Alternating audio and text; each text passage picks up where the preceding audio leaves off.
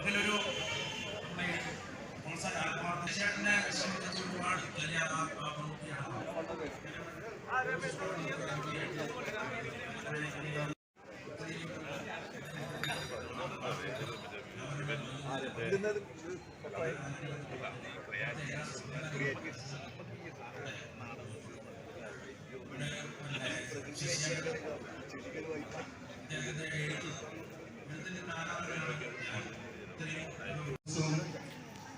ശശി പറയുകയാണ്, ഞാൻ ഇന്നലെ ഒരു എഴുത്തുകാരനെ സ്വപ്നം കണ്ടു. നേരത്തെ സ്വപ്നത്തിൻ്റെ കാര്യം പറയുന്നുണ്ട്. അഭിപ്രായം ഓർത്തത്, ഒരു എഴുത്തുകാരനെ ഞാൻ ഇന്നലെ സ്വപ്നം കണ്ടു.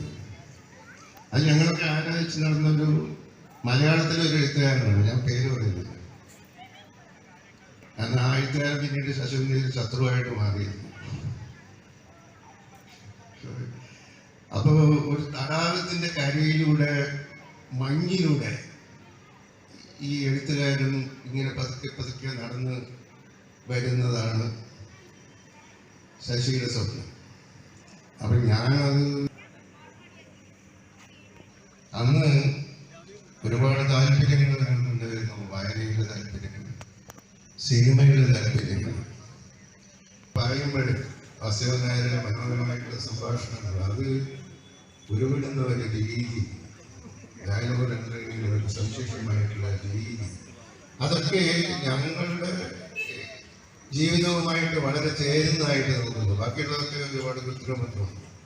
അപ്പൊ അങ്ങനെ മധുവിന്റെ വലിയ ആരാധകരായിട്ട് ഞങ്ങൾ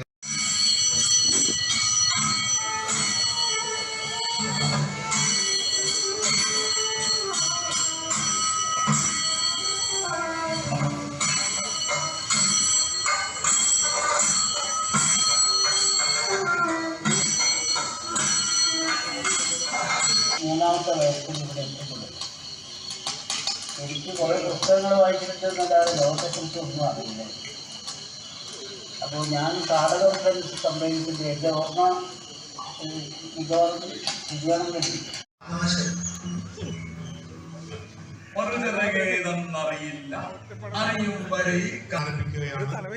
ഒരു ചെറിയ ഒരു അനൗൺസ്മെന്റ് ഉണ്ട്. ഒരു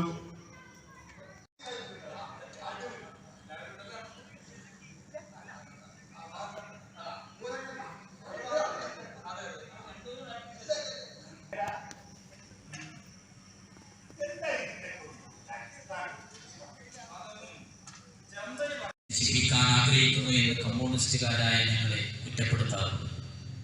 കഷ്ടപ്പെട്ടു നേടി സ്വയം ആർജിച്ച സ്വന്തമായി സമ്പാദിക്കുന്ന സ്വത്തിന്റെ ഭൂഷാരൂപത്തിന് മുമ്പുണ്ടായിരുന്ന ചെറിയ കൈവേലക്കാരന്റെയും ചെറു കർഷകന്റെയും സ്വത്തിനെ പറ്റിയാണോ നിങ്ങൾ പറയുന്നത്? അത് നശിപ്പിക്കേണ്ട ആവശ്യമില്ല. വ്യവസായത്തിന്റെ വികാസം അതിനെ ഒരു വലിയ പരിധി വരെ നശിപ്പിച്ചു കഴിഞ്ഞിരിക്കുന്നു. ദിവസം പ്രതി ഇന്നും നശിപ്പിച്ചു വരികയാണ്.